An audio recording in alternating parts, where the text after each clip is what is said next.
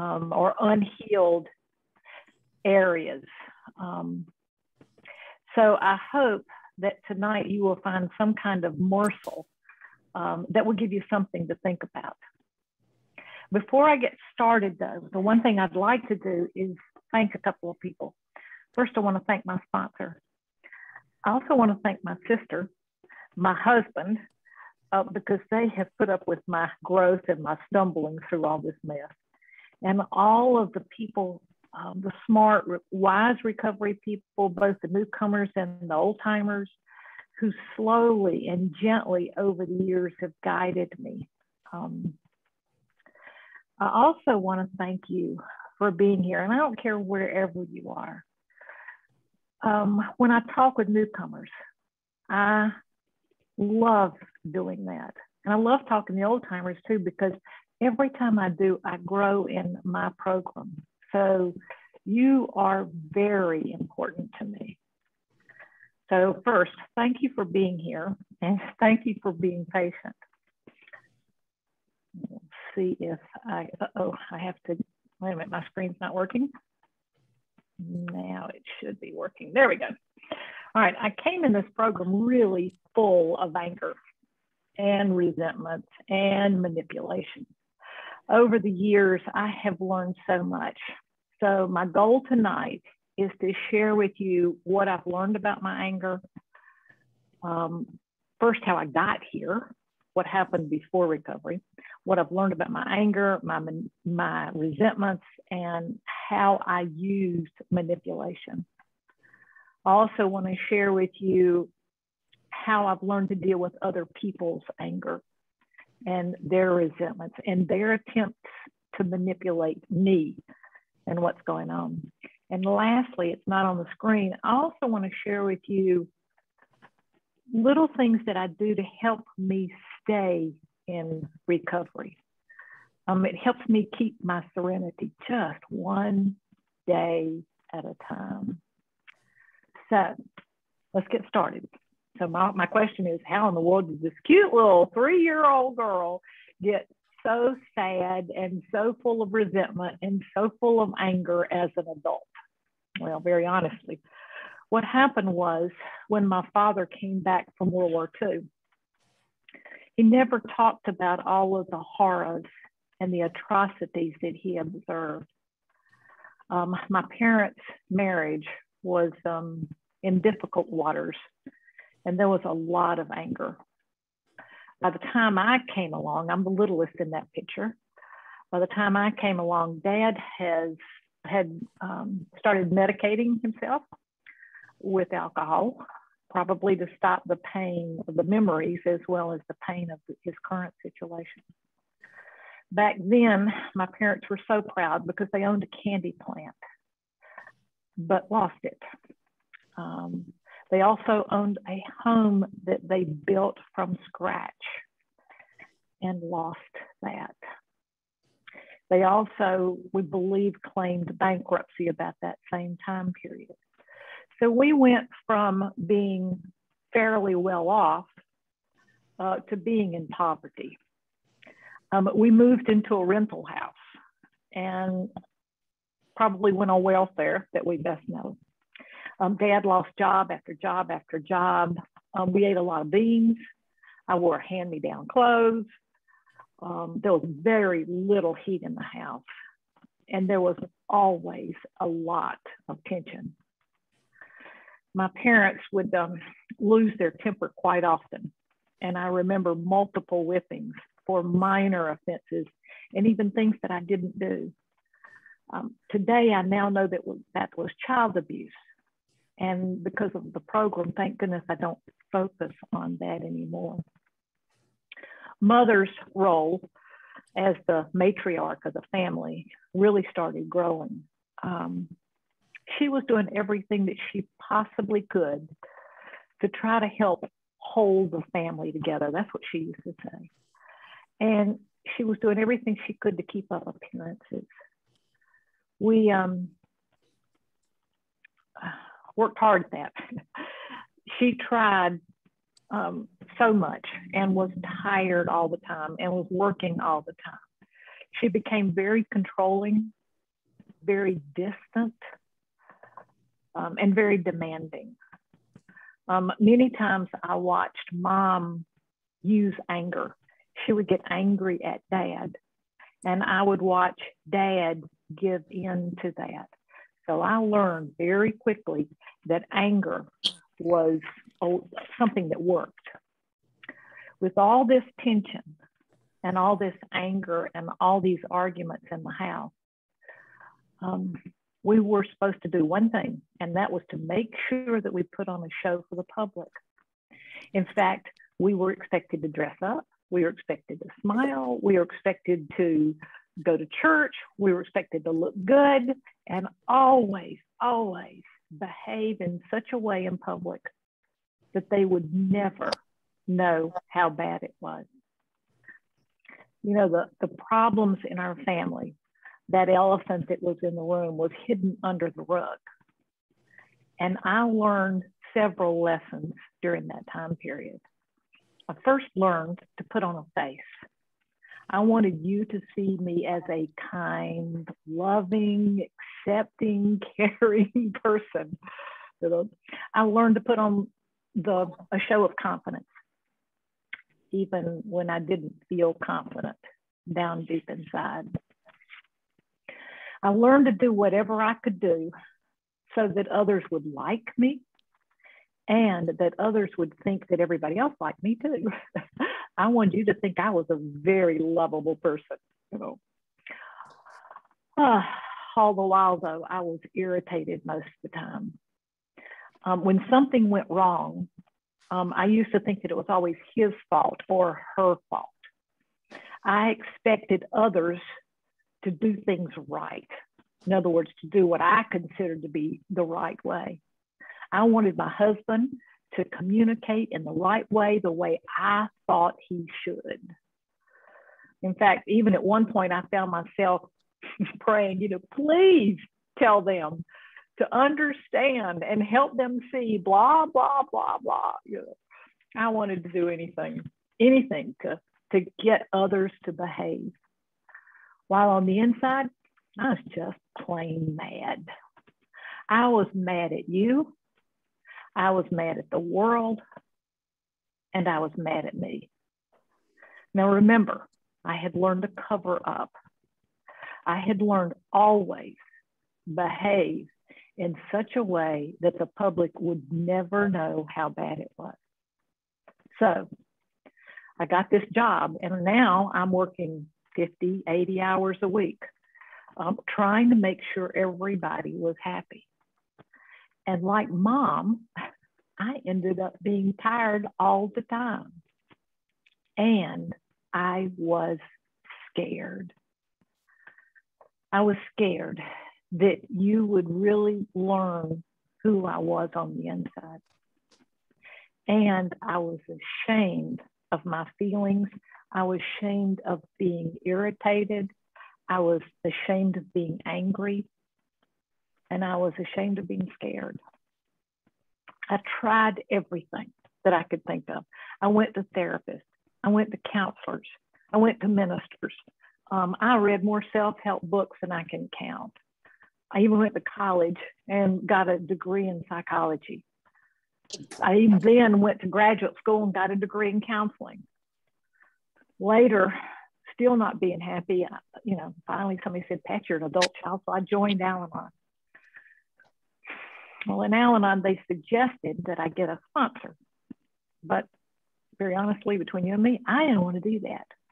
I was too afraid that that person would see the true me, would see inside of me. In meetings, back then, they would talk about things like setting boundaries. So I tried to learn how to set boundaries. They also talked about detachment. I want you to know, for a year, I tried my darndest to learn how to detach. I got a little bit of help from all that, but it didn't bring me that deep, honest sense of peace that I had been longing for. Years later, my sister, who was in the program, finally said to me, Pat, are you in enough pain yet that you're willing to get a sponsor and start working these steps? I am so glad that I did. I don't have time today to talk about how sponsorship, how getting a sponsor, how much being a sponsor changed my life. I did do a talk on that several years ago, and hopefully at the end of this presentation, we'll put a link up. So if you want to hear more about that, that's up on a Zoom, that's up on a YouTube somewhere.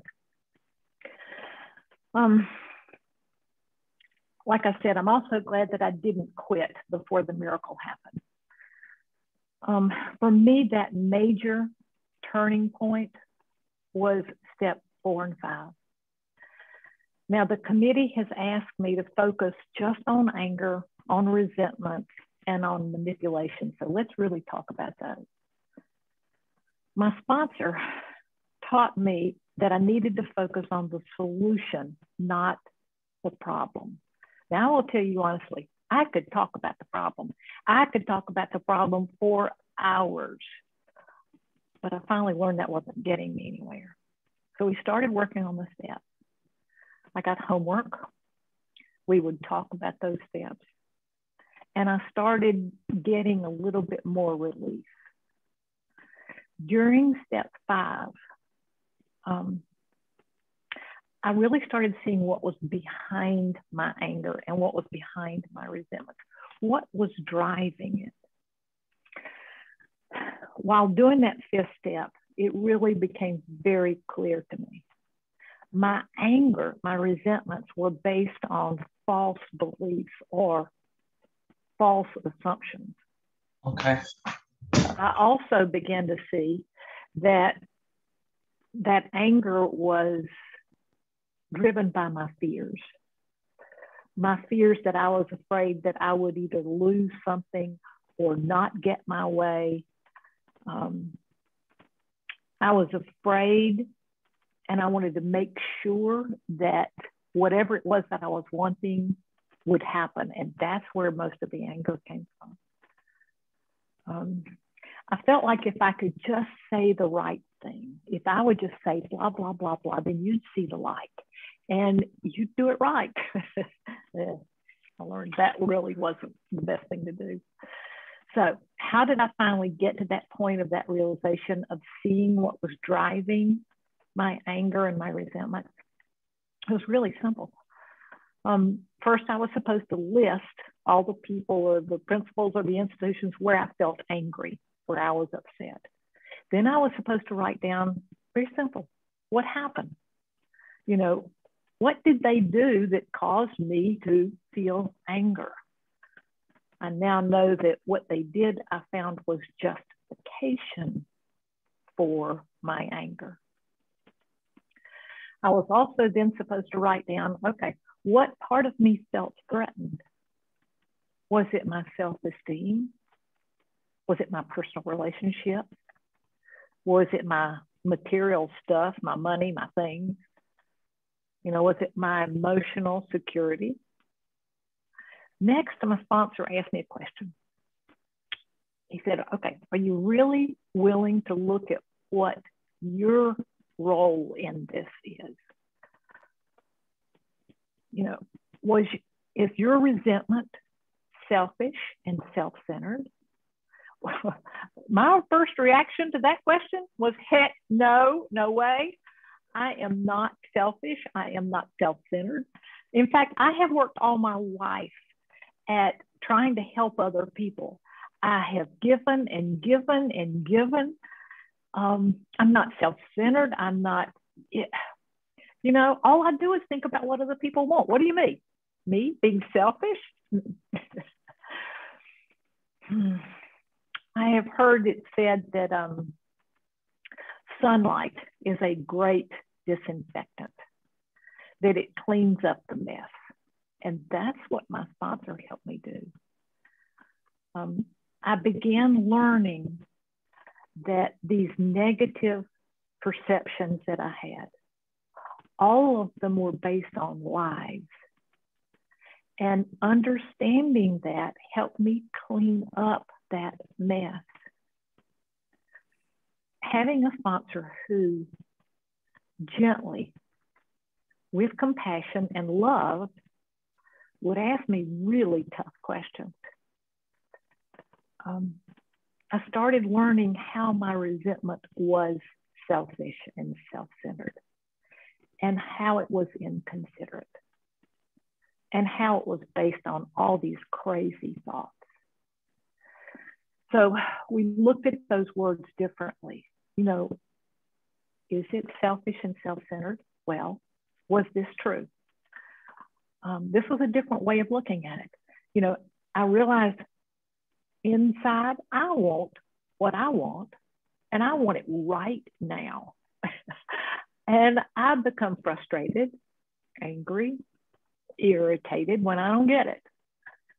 And I want people, my family, my husband, my boss, you know, to act in a manner that I think they should. And to become irritated when they don't? Absolutely. I finally started hearing the I in all that.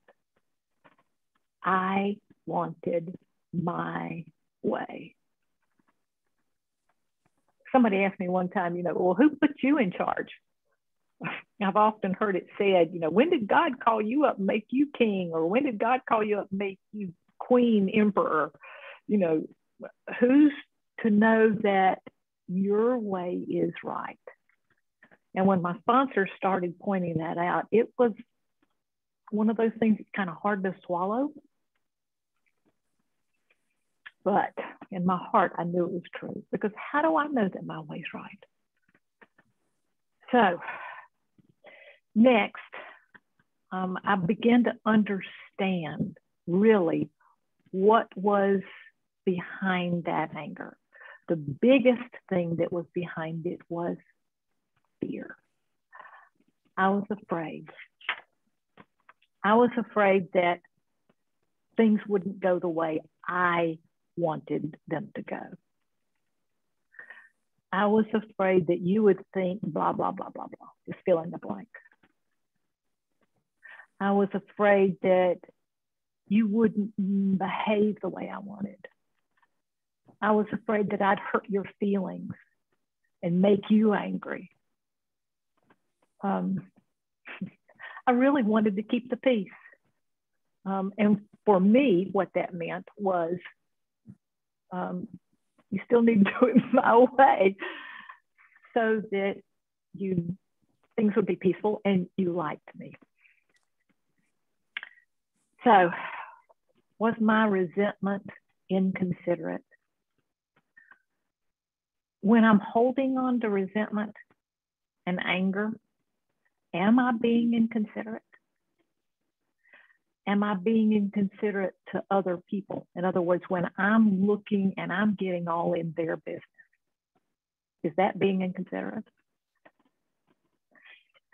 Am I being inconsiderate to myself when I'm in resentment? And am I being inconsiderate in another way? Let me see if I can explain it. If I'm not really paying attention to what I'm doing, the consequences of my behavior, then that's awfully inconsiderate. It's inconsiderate to the other people that I'm with, and it's inconsiderate to myself. We started then looking at whether anger and resentment was dishonest. Now, very honestly, I didn't quite understand that word at first. I always felt like I was an honest person. But my sponsor taught me how to look at that from a different point of view. My thinking went something like this, and I started seeing it. I think I know what's right. And I think I know what's best for me, and I think I know what's best for everybody else. I believe people are capable of being different from what they are, or they're capable of doing what I think they should be doing. I act as if others have the key to my happiness. In other words, if they would just behave, everything would be fine, you know. The idea that other people's behaviors, the things that they do, can actually change my self-worth, negative or positively, I thought that was true. But in actuality, that's not true. And I'll also tell you that I would also explain to you or tell you stuff that I think you would find pleasing to hear, or you would think it was acceptable. And the reason I wanted to do that was so that you'd like me. You know, bottom line, I was afraid of taking responsibility for my serenity and my peace of mind. Before working these steps, I would have never understood that my anger was pushed by my fear. When I really started looking at resentments, I started seeing it. I was afraid. I was afraid I wouldn't get what I want. I was afraid people would think blah, blah, blah of me, or might think certain things of me. I was afraid I wouldn't get the respect and the approval of others. I was afraid of the consequences of being truthful because I could be curt. I had seen that before. I could be hurtful in things that I said. I was afraid of confrontation and afraid of any kind of conflict. Like I said before, you know, I would say anything to try to keep the peace. And that just was not working. I went so far as to trying to figure out ways to get people to act the way I wanted them to act. I worked so hard at that. You know, trying to get someone to act differently than who they are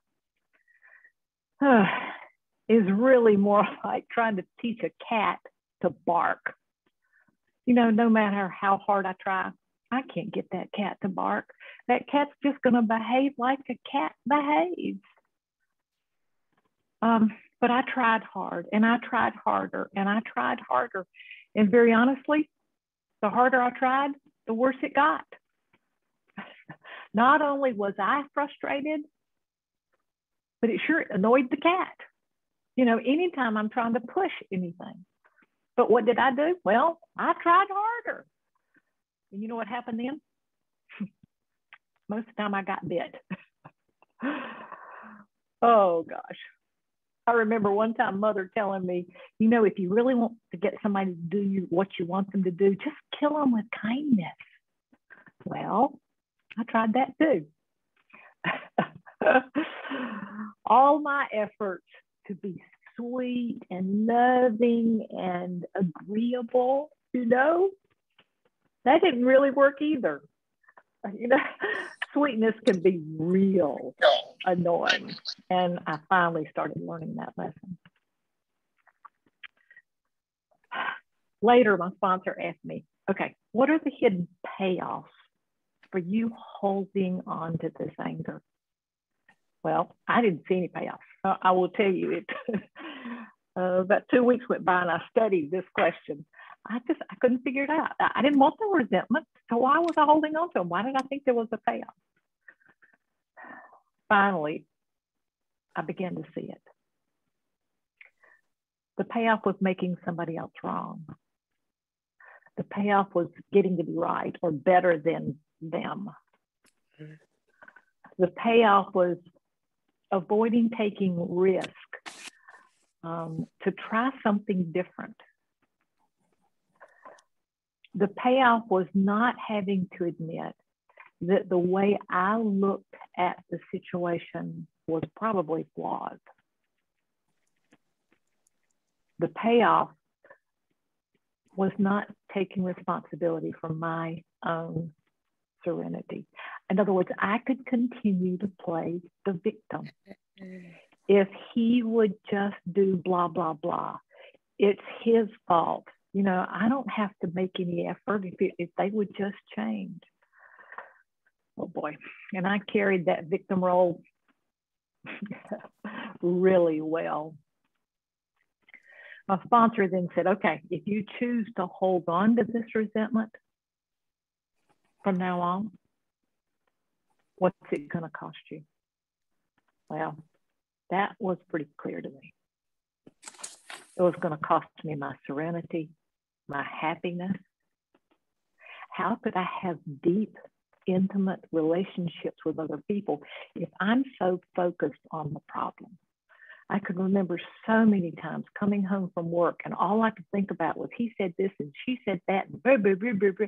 And could I be present with my husband or anybody else in the family or friends?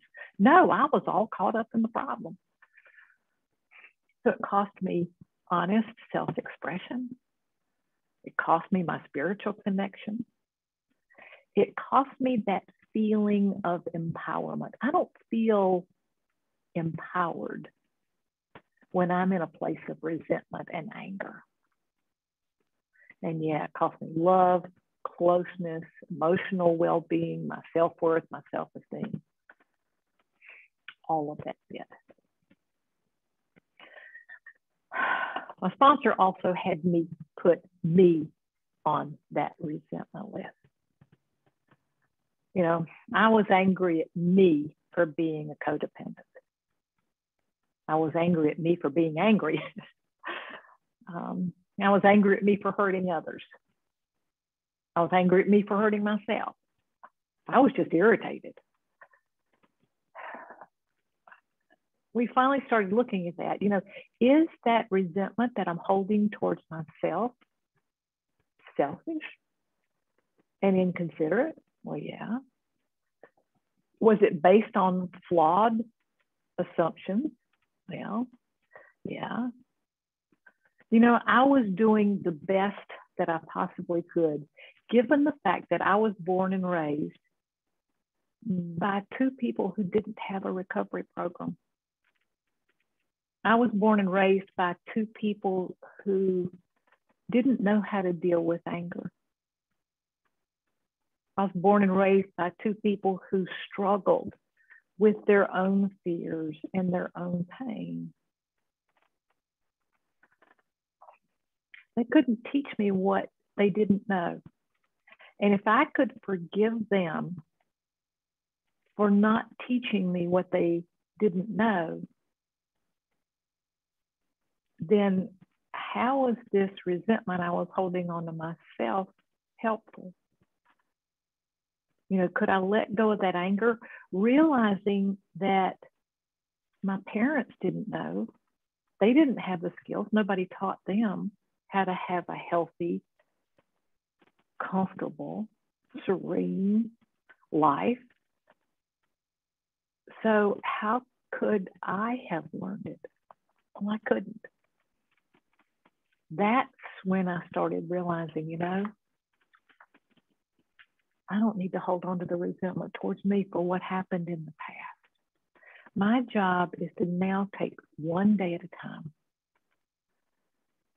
and to work those steps one day so that just for today, I'm in a better place than I was yesterday. The committee has also asked me to briefly talk about manipulation. Now, that's hard. I mean, we're already into this program for a little while. Gosh, I could talk about manipulation for another hour. I know we could too. I learned so much as I was going through the program. We started talking about the techniques we were using to try to get our way. I realized I was nagging. I used that one. I realized I would repeat things over and over and over. Gosh, I can't tell you how many times I told my husband, blah, blah, blah, blah.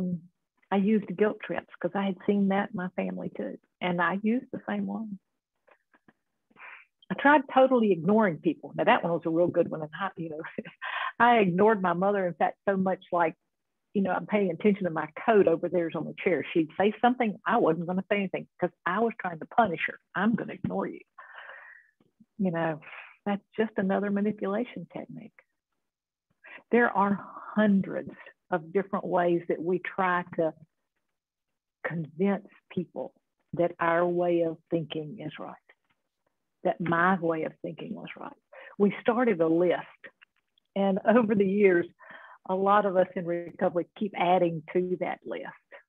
So when this presentation's over, I'll see if we can't get that thing in the chat box. Maybe it will give you some insights like it did me when I started seeing these techniques that I was using over and over and over. Lastly, I'm going to talk just briefly about how other people's anger towards me or the things that they did to try to manipulate me. How did I react to all of that anger? When someone else now gets angry with me, there are several things that I do. First, what I feel when they are angry with me is I feel fear. I know where that came from. Next, I feel beat up if they get angry with me. Sometimes I put on the happy face, like everything's fine, This is my happy face. Sometimes I even put on the I don't care face. I don't care that you're angry, but all of those are a front, Many people would tell me, Pat, there's 8 billion people in this world, and you're going to let one person ruin your day? Well, that was really nice. And it was a good thought. But honestly, I didn't know how to stop thinking about the situation. So I tried taking their inventory. And I was really good at that one. I could take anybody's inventory. It's like dissecting a frog. I could tell you the parts and what he should do and what she should do. And man, I could label every one of those parts. To be a little bit more clear, what I like to think of is I'm dissecting a snake. Snakes to me are people that make me angry. They make me frustrated. They want to bite me and they hurt. And I always wanted to try to figure out how could I calm this snake down or get this snake to turn into a nice little bunny rabbit. If I could just do something else, or maybe if I could figure it out. So I'm dissecting the snake. In fact, I put a lot of time, a lot of mental energy into it. In fact, I went so far as I would even call other people to get them to help me dissect this snake. I wanted everybody else to agree with me. I needed partners in this. If other people would just think blah, blah, blah, then I'd be right. I'd know that I'd right. I could justify my belief. I wanted them to sing the same song I was singing, which was, it's all her fault if she'd only change or he'd only change. Later, I learned that this technique, I learned this from a very wise recovery friend, that this is called coalition building. I learned that trying to build a coalition to justify my beliefs wasn't healthy at all. So I also found that there are triggers that happen that bring up old fears or old memories.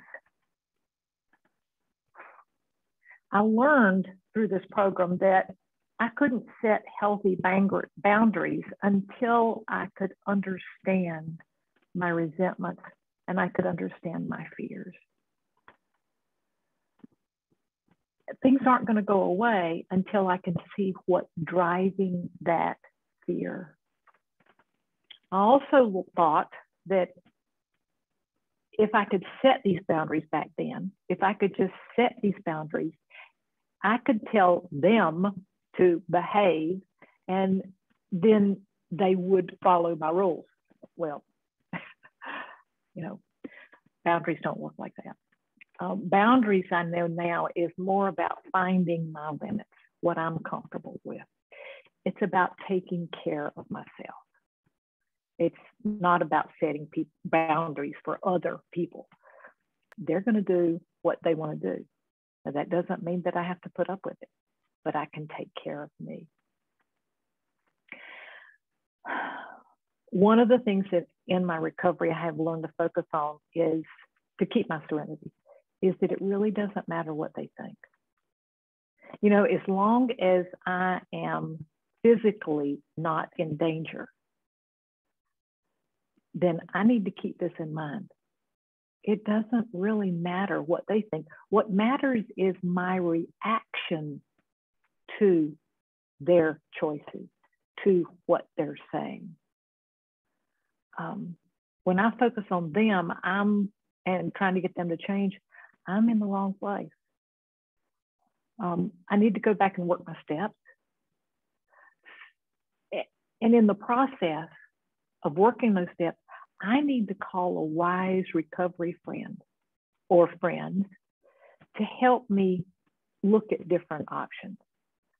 So now, when I'm feeling like I'm approached by somebody that's angry or resentful, there's several things I do. I first breathe, because I can tighten up in a split second. And as another wise recovery person told me, I ask myself, am I in physical danger at this point? And if not, then what I do is I try to take time. I try to make time. I figure out a way to make time so that I can think about the choices I want, or the different ways I want to respond. I don't have to respond instantly now to somebody else's provocation or to their anger. I now ask myself, whose anger is this? Is it my anger or is it theirs? I can always say something like, you know, that's a really interesting point, and I want to talk about it some more. Can we meet tomorrow or Tuesday or next week, or, you know, fill in the blank? That gives me time to get on the phone and brainstorm ideas with other wise recovery people.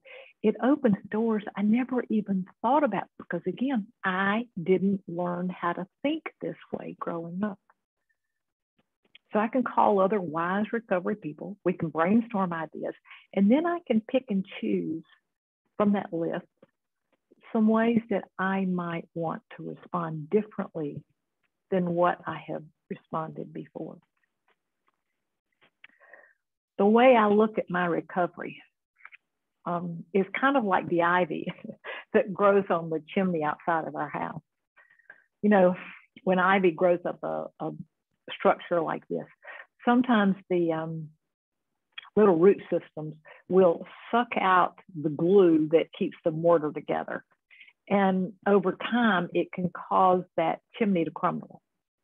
Well, my steps are what help me pull that ivy off my chimney so that I can get more clear. When I pull it all off, it's great. It looks so much better. And I can do that with steps 4 through 9. But because my old ideas and my old beliefs were learned at such an early age, I know that they're imprinted in my memory. And like ivy, those little roots are still remaining in there. If I quit working these steps, that ivy guess what? It starts growing back. And before long, I am covered up in resentments. I'm covered up in shame. I'm covered up in fear. And I'm covered up in anger all over again. My sponsor taught me that steps 10, 11, and 12 are the maintenance steps. I continue to take personal inventory every day. In other words, am I dissatisfied today with something? Am I unhappy today? Am I discontent today? Do I feel anger or frustration or fearful? If they're a yes to that question, then I got to go back and work the steps. And that means all of them. I tried doing just 1, 2, 3, 4, 1, 2, 3, 4. That didn't work either. I have learned that all of these steps, 1 through 9, help me stop those feelings of anger or frustration. Now, it doesn't happen overnight, but over time, I have learned without these steps, I have no peace of mind. I have no serenity. I don't feel empowered. And I can't be honest with another person from a place of compassion. I can't have honest self-expression.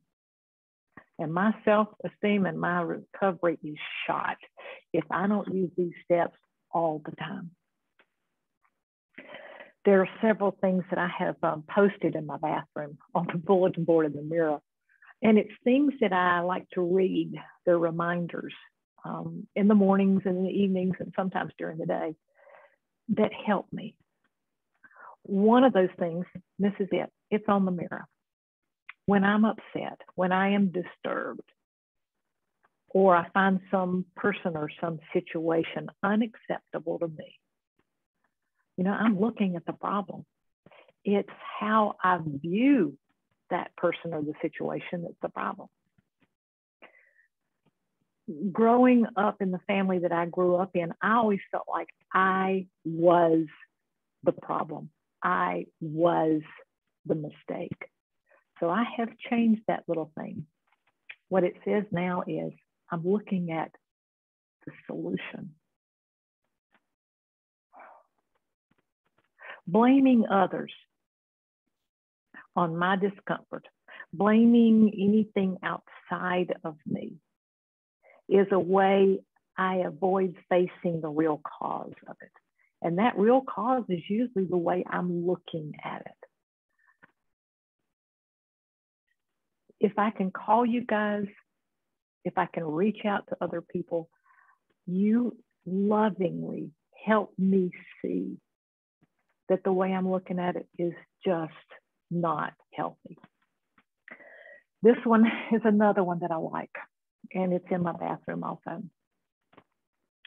Just for today, my goal is to not gossip, to not criticize, to not interrupt, or to judge what other people say. My goal is to not tell other people what to think or feel. My goal is not to share my wonderful free advice.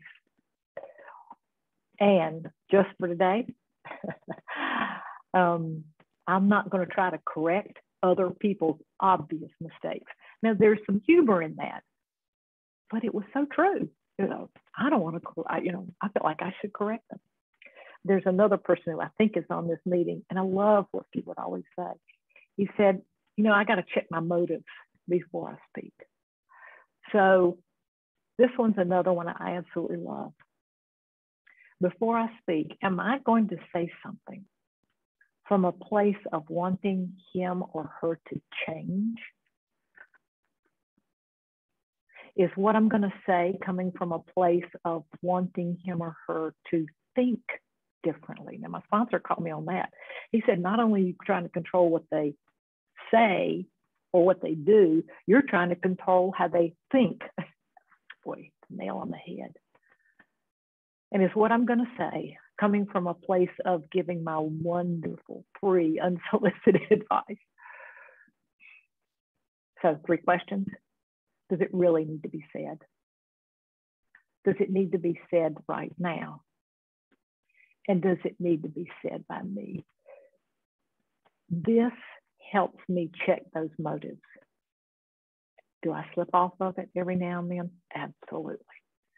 But I've got a system to come back to now. And just like an old pair of shoes or a new pair of shoes, when you first get the shoes, they sometimes can be a little uncomfortable. Well, they used to, back when we wear loafers. Some of y'all may not know that, but they at first they were very uncomfortable. But as they wore down a little bit, you wore them, they molded more to my being. And that's kind of what my recovery does. So what I want to do now is I want to open the floor to discussion.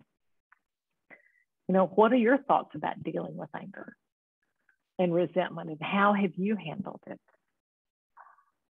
So what helps you let go of anger? So we'll do as we normally do. If you have anything you want to share or say, if you raise your hand, that will be helpful. So I will shut up and let other people talk.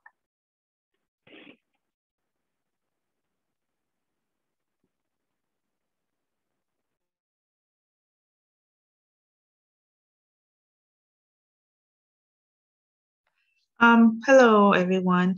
I've been going through this a while now. Some days I'm pretty good, some days I'm not, at least not until I get a sponsor. But like a while ago, I was out someplace and I was sitting at the table and I was eating and, just enjoying being outside. And it was this couple, I saw them there, I think I had spoke to them. But I noticed while I was sitting there that the lady looked at me, and then she said something to the guy she was with, and the guy looked up and he looked at me, and then they kind of went off, and I thought to myself, I don't know what she said. I'm not going to let it bother me.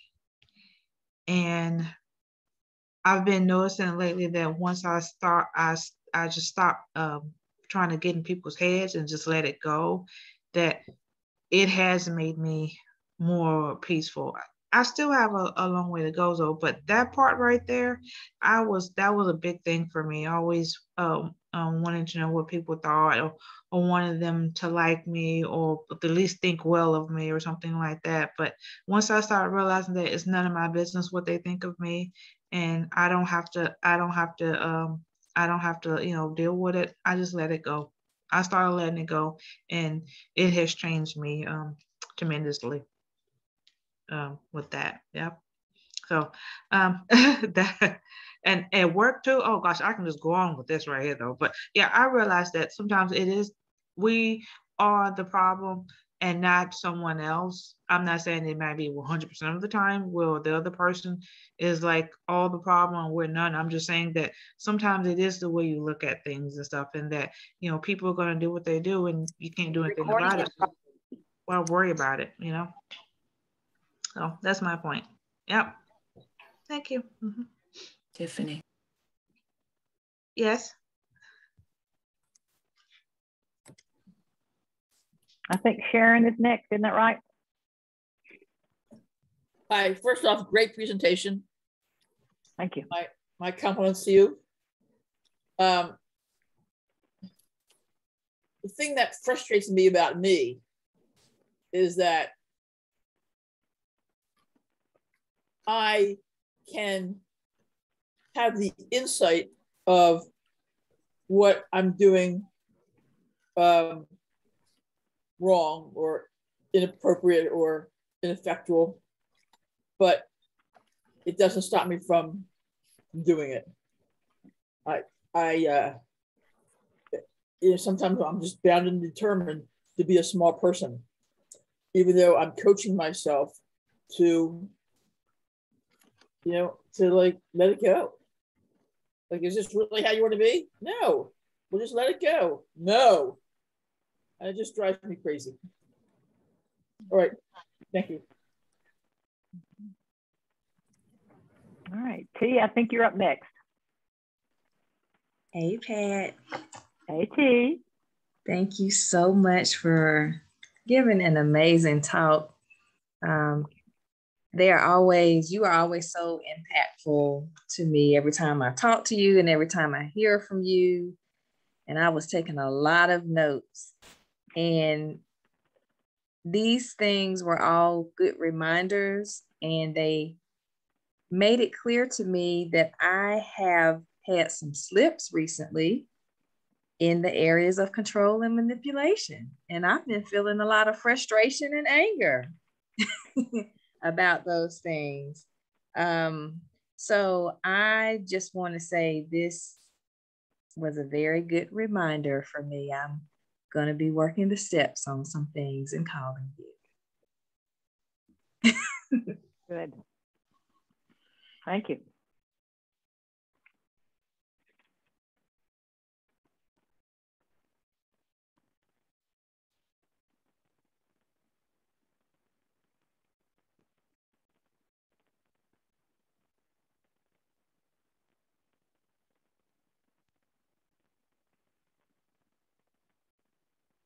Ellen, I see you have your hand up. Yeah, I like how you said focusing on the solution, not the problem, since a lot of, I guess, times it's just, we want to vent and just like blame someone else and let someone else, like they're the problem. They're like, well, what can you do about it? Like, what can you do to solve it and like move on past the resentments, the hurt and everything? Because, as they say, hurt people. So, when we're hurt, we just need to kind of move on from that. But it's really hard when you don't see like your part in it, right? And you just kind of blame them and victimize. So I really like that. So yeah, focusing on the solution and what can you do to move on. So thank you. Thank you so much.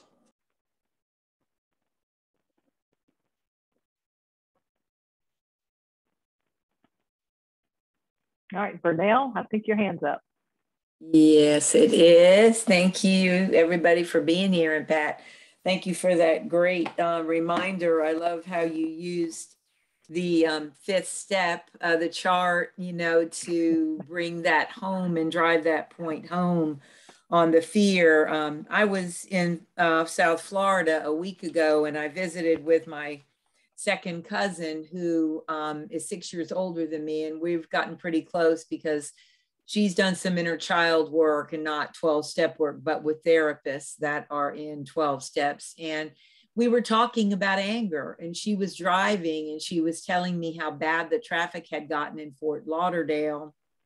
And that as she was driving, she said she got so frustrated the way somebody cut her off or they don't put on their blinker. And afterwards, she said, my heart is pounding so hard. Why do I do this? Why do I get so angry? And we just had a really good conversation about that, and that, sometimes there's a payoff, or it's just a habit. I mean, it's a bad habit that can be changed. And so I just want to thank you for this great reminder. And that behind all of it is fear, and the reminder of when I'm pointing at somebody else, there's 3 more fingers pointing back at me. And I need to look at me, and the way I look at things, when I look at them differently, they change.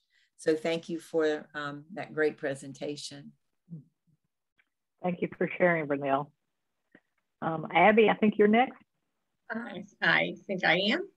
I will just echo everybody's accolades of a wonderful, beautiful talk. Really hits home with a lot of us, especially me. One of the biggest ways that I deal with my anger, resentment, and manipulation is, maybe not manipulation so much, but when I realize that I have been triggered and I am starting to, go down a muddy hill, I keep a scarf. I keep a scarf on my desk at work. I keep a scarf in my car, and I keep a drawer full of scarves in my bedroom.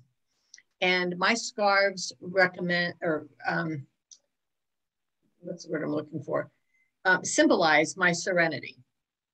And if I get upset about something, it doesn't matter if the other person is wrong. I'm letting myself get upset. So if I'm letting myself get upset, I'm literally handing somebody else, a stranger, a person I probably have very little in common with, and sometimes don't even like. And I'm giving them the gift of my serenity. And that is just absolutely bonkers. Whether it's something on TV or something somebody at work says, or a look that I get because I'm doing whatever in a store and have my face covered. If I let them upset me, it's my fault. It's not their fault. So that's like the biggest thing that I have gleaned from this year. So I wanted to share that, and thank you very much. With that, I pass. Thank you. All right, Catherine, I think you're next, and then Greg. Hey, Pat. Wow, that was amazing. I am still laughing inside on their pictures. I mean, where did you find those cats? I mean, you really laid it out beautifully. It is managing oneself. It's looking at, you know, really truly looking in the mirror, as you mentioned, and then really seeing yourself, not just seeing the false self, but the real you. And I do that sometimes. And tonight, as you were speaking, I was seeing so many other dimensions of myself. Wait a minute. That's not manipulation. That's explaining. That's teaching. That's convincing someone to do something I want them to do because it's healthier for them. You know, I'm, you know, the queen of health here and the queen of disease too. So, I mean, you know, it's just amazing, like how many layers there can be in this recovery process. Like, you know, I'm patting myself on the back. I've gone so far. And then it's like, whoa, wait a minute, you know, back up. No, I guess I'm not where I thought I was. So no, it's always enlightening. I just so appreciate your talk tonight. It was excellent. Thank you. Great. I said Greg was next, but on my chart, it says Leo is next, and then Greg, and then Kyle. Hi. Yeah, you know, it's funny. I had a situation at work today, and I had gotten so upset that I was actually ready to quit. And yet I need the money. And, you know, bills don't quit just because you quit your job. And it's frustrating when you find yourself in a situation where you let yourself get so stressed out because of other people, to the point that you feel your chest tighten and you can't breathe. And, you know, it's, I guess, trying to learn how to, I guess, step away for a minute and learn that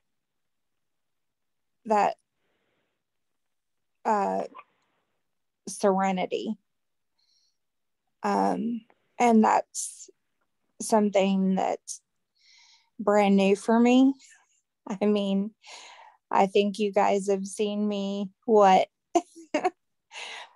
4 times now. And Pat, I really appreciate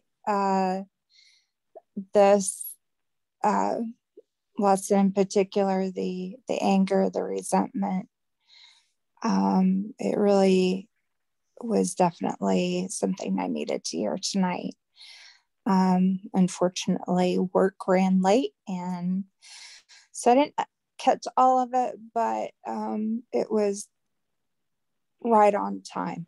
So very well done, very well said, and I appreciate it. Thank you. You're welcome. All right, Greg, I think you're up. Hello, everybody. I'm Greg, and I'm an adult child.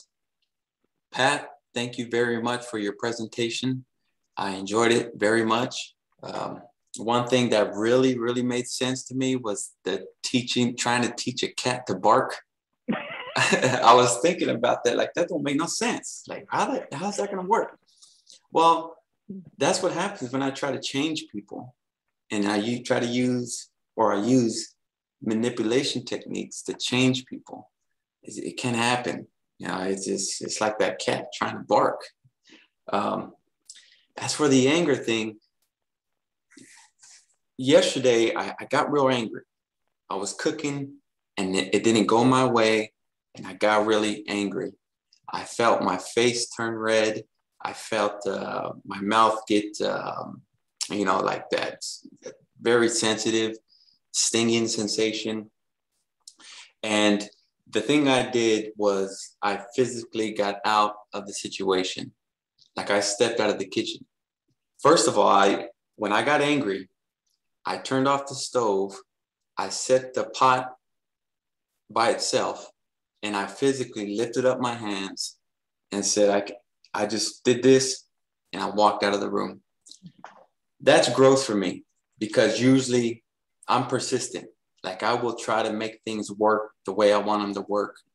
And I will keep trying and trying, and I will get angrier and angrier. And, but yesterday I didn't. I just lifted up my hands, and I walked out of the room, and I calmed down. I sat down, and then I wrote it out. I did the selfishness and inconsideration process. And I felt better. I felt relief. Like, it didn't hang on me for the rest of the day. So that's something new to me. And it worked. I mean, it's a big step, because it went from 20 minutes of anger rather than 4 or 5 hours of anger, or 6 or 7 hours. That's improvement for me. So thank you. Good. Thanks for sharing. All right, I think Kyle's next, and then Nancy. Hi, I'm Kyle. I'm codependent and adult child. I'm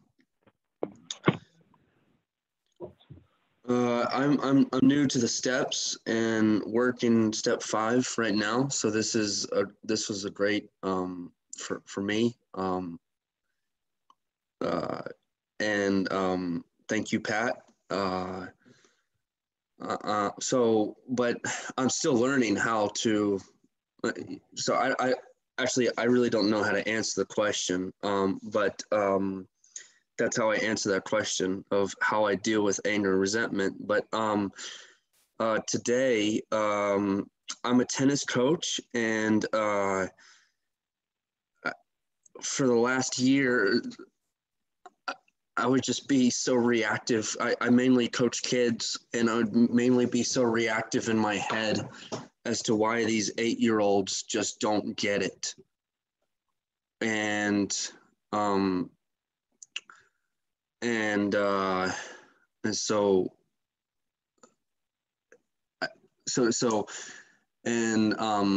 today, I finally, like, if there's a disruptive kid, I'll give him or her.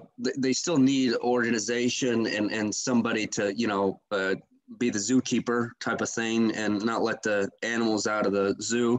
But I would just get so angry sometimes in my head, and then let it out. And instead, now I'm learning, okay, tell them one time, and then a second time, and then a third time, they can sit down and then they can come back in, but then give them, now is a chance for them to have some time with Coach Kyle. And I've been able to kind of talk them through, because usually what they're not getting is that they're probably not understanding me.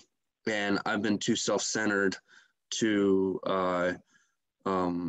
not know that they're not understanding me, or too in my head not to explain the instructions very well. And so that's just been, coaching tennis has been really difficult for me with young kids, and even with high school kids too. So it takes a lot of patience. I'm still learning, but I think I'm on the right track. So anyways, thanks for letting me share. Thanks for sharing. That fifth step's a hard one. Well, hard in that it's a good opening, a good realization. Okay, I think Nancy's next.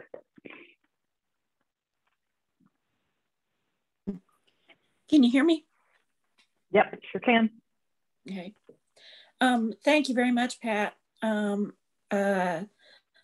That's the second or third time I've heard that presentation, and I get something different out of it each time I hear it. So thank you. What I wanted to share is that I've learned to watch out for one word with me, and that word is should. Anytime I say to myself, well, he should do this, or she should do that, or it should be this way, or it should be that way, I know that I'm trying to force my will onto the situation. So that's my first clue, that should word. And I heard it said in the program a long, long time ago, don't should on yourself today. And I really like that saying. So I try not to use the word should. And when I find that I've gone over the top with my anger about something, and the latest thing that I go over the top about is computers when they don't do what they should do. Then my next thing is, like the guy before me said, or no, not the guy, a couple people ago said, I have to walk away from the situation. And once I walk away from the situation, then I can realize it's not a big deal. And it's really okay if I don't get this done in, record time. It's really okay if this takes me longer. And it just is what it is. And that's the biggest way I know how to deal with my anger. Number one is to not let it get to that point anymore, where I'm ready to throw my computer out the window. Just maybe give it a shove. But number two is to watch out for those trigger words, especially that should word. And then to take it through the steps and realize that, I'm not the master of this universe. I'm not the master of whoever made this computer. I'm not the master of, whatever. It's like my sponsor used to tell me, there is a God and you're not it, So thank you very much, Pat. Have a good night, everybody. Night. All right, we've got just a few more minutes. Any other thoughts? Madeline, do you have your hand up? Yes. Okay, good. I was sitting here throughout the whole evening thinking, now what are the triggers that bring anger up for me? And I've got my list started, but I'll probably work on this all week. But criticism, as some of y'all have probably heard me say before, that is a huge one for me. And that will bring anger up in me. If somebody's trying to put me down, that brings anger up in me. And if I'm getting interrupted over and over and over again, that will, bring up anger. So the trick that I use about, I think every time, I'm going to say 99.9% of the time, is that, for me, all triggers, or what triggers my anger all the time, is always they're not doing it my way, or he's not doing it my way, she's not doing it my way.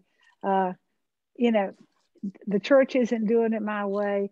The workplace isn't doing it my way. The grocery store is not doing it my way. Those drivers on the highway are not doing it my way. At any time I get angry, peeved, I can feel it tightening up inside of me. I can always say that phrase, and that relaxes me. It's like, you're right, Madeline. They're not doing it your way, and you're not in charge of the universe.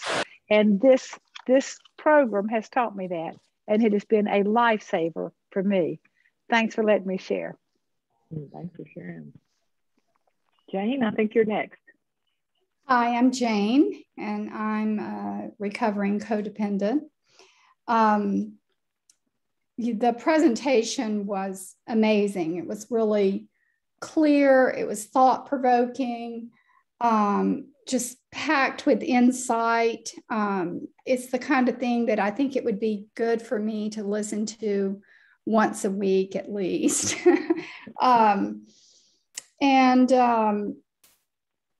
Thinking about how I handle anger, first of all, I went through many, many, many years believing that I was never angry, that I only got frustrated. Oh, what a joke. But one thing that I did that really helped me handle my anger or frustration was to start to try to see situations from the other person's perspective. And that was really good in many, many cases. But what I've learned since I've been in CODA is that it is very true. Well, first of all, I also did not think I was a controlling person. But what I've learned since I've been in CODA is that I am a master of very subtle manipulation. And I was taught this as a child. And also, I made really, really good grades in school. And it was because I figured out exactly what the teacher wanted. And that's what I gave them. So as an adult, I also felt in relationships, I just have to figure out what that person wants and give it to them. And it took me a long time to figure out how dishonest that was, and how, frustrating, how more and more frustrated I became in relationships because I wasn't being honest, and I wasn't, I was creating this illusion of a person. But in recovery, as I have learned that a lot of the issues had to do with me not successfully convincing another person to see things my way and things not to go my way, it's been very eye-opening, and it's helped me tremendously. But I reached the point when I start asking myself those questions that you presented, Pat, before I speak. It's like, okay, I have nothing to say.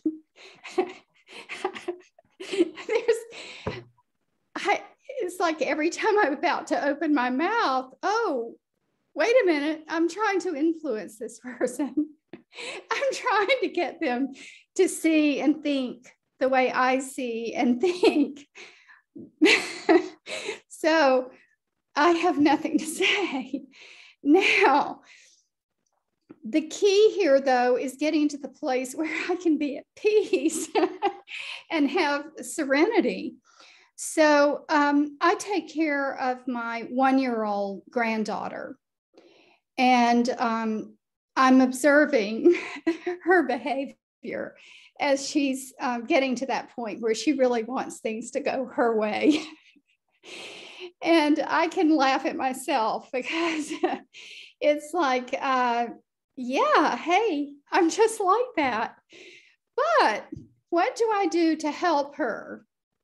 I redirect and invite her to change her view, or to entice her with something else. So she had this bracelet that I felt like was dangerous. She kept putting in her mouth, and she really didn't want to let go of it.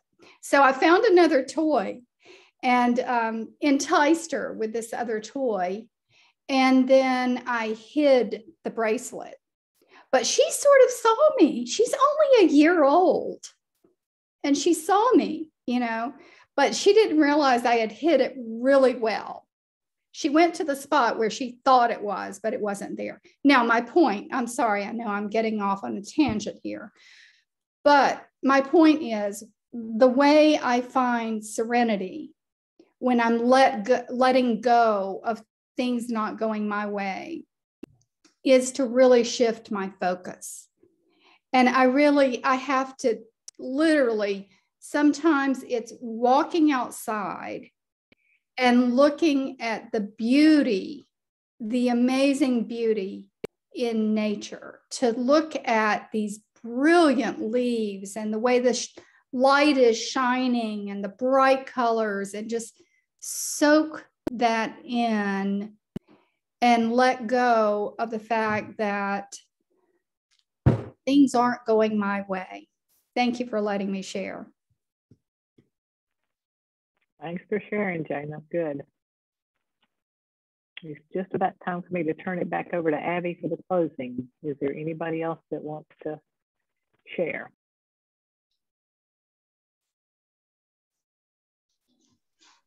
All right, Catherine. Pat, there were some questions in the chat box. One was if people attend and they didn't register, how can they receive a recording?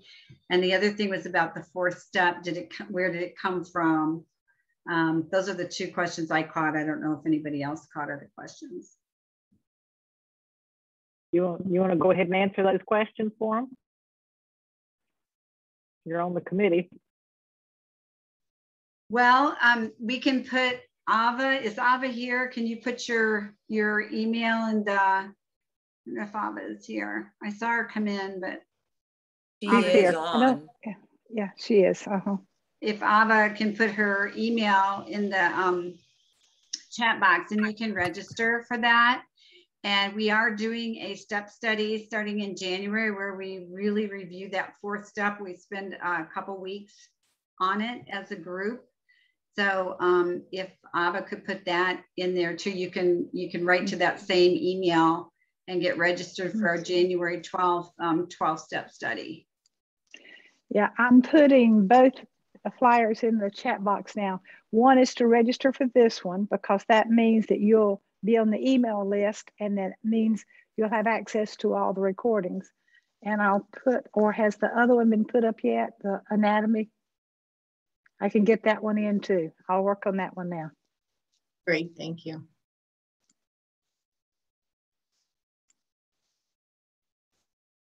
Kendall and Ellen, you both have your hands up, and Vernell. Ellen?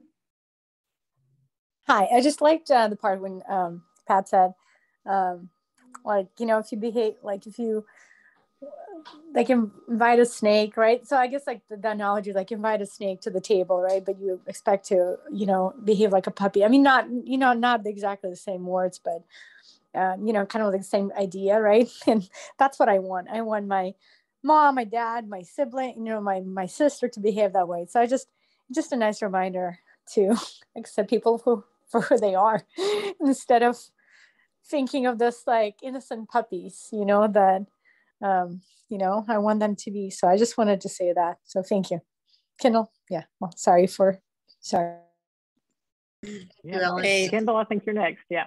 I just wanted to say thank you. What a poignant and well done presentation.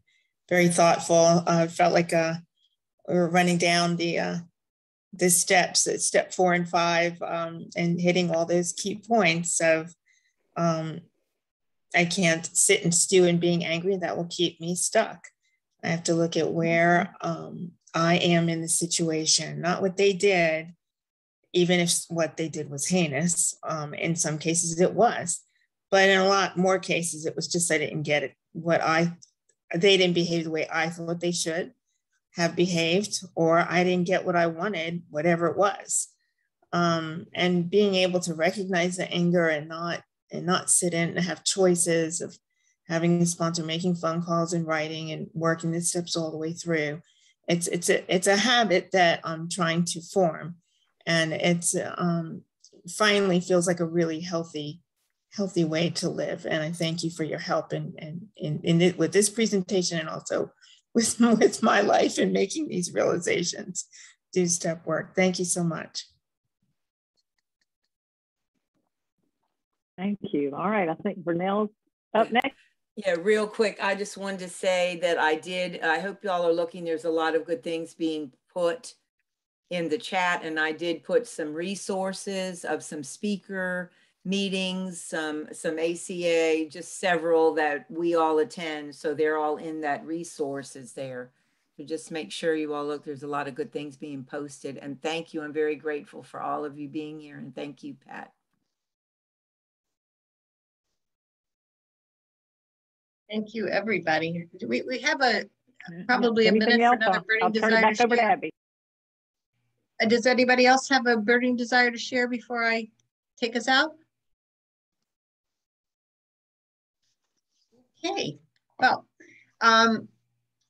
as we bring the Zoomcast to a close, as always, please take what you need and leave the rest. And we hope that you'll join us next month for our Zoomcast, which will be self-esteem.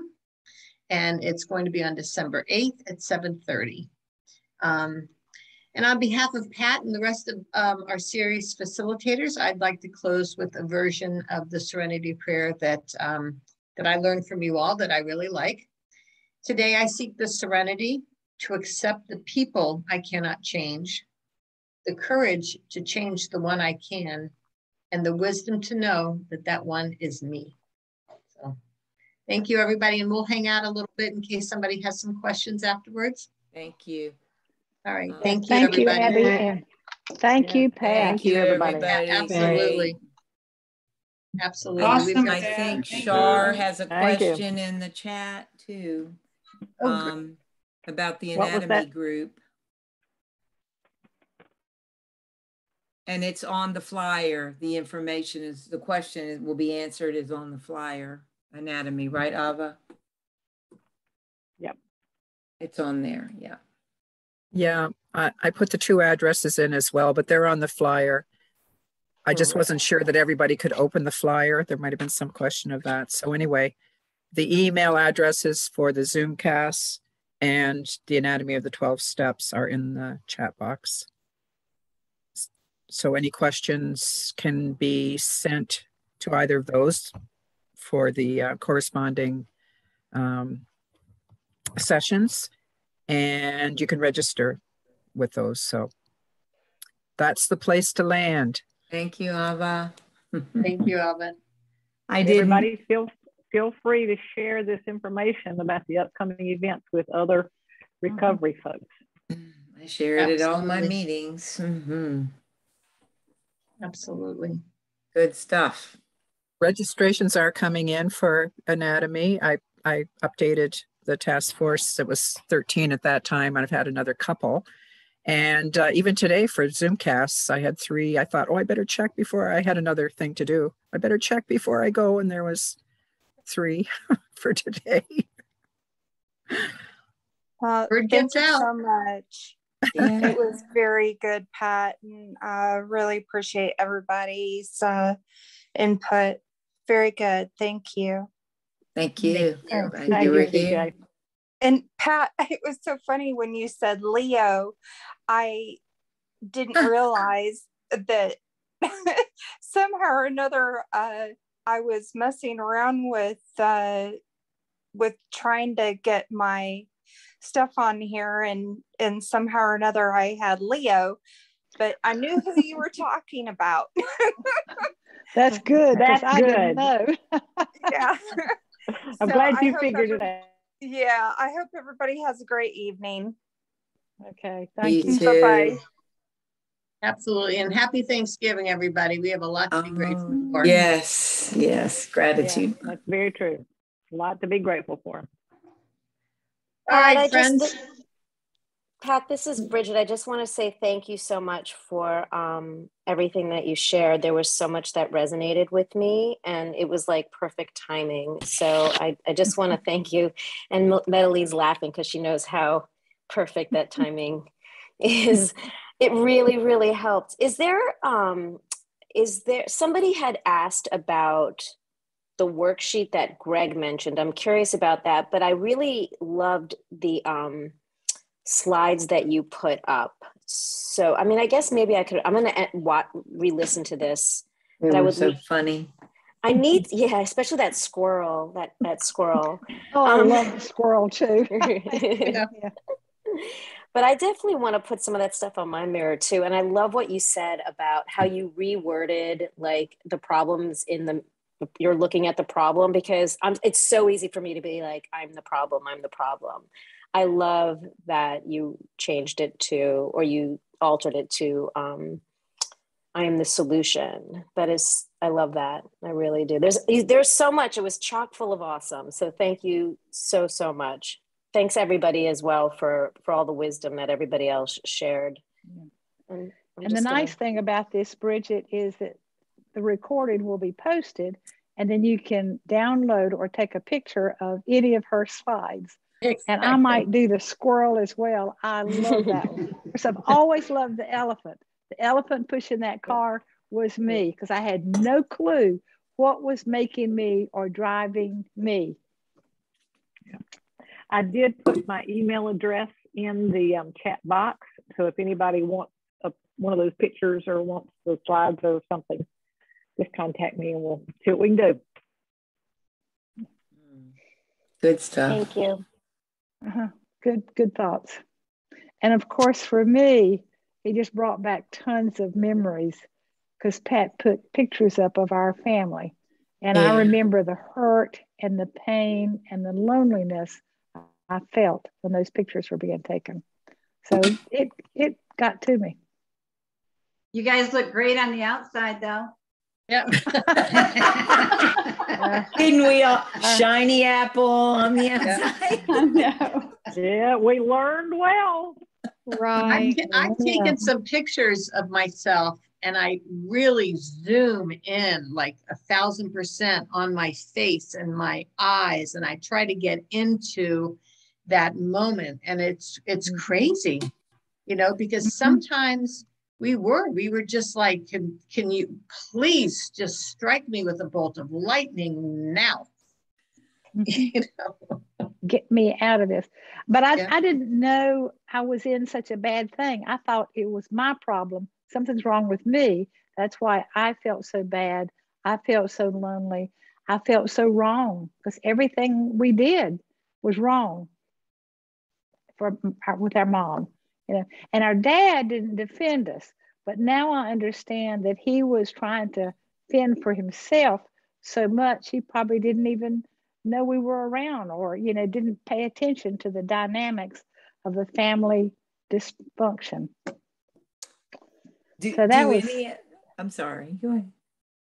Do any of you have pictures? Like I have a picture of, I was probably 3, maybe it was Easter, and my mom and I was eating candy or doing something I wasn't supposed to do for the picture, and she's got the dirtiest look on her face. Any of you have pictures like that? It's like, back then you couldn't edit them, right? We couldn't do all that stuff.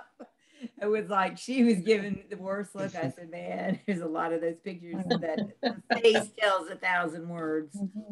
Well, my sister sent me a picture of my mother trying to hold me, and I was trying to tear away from her.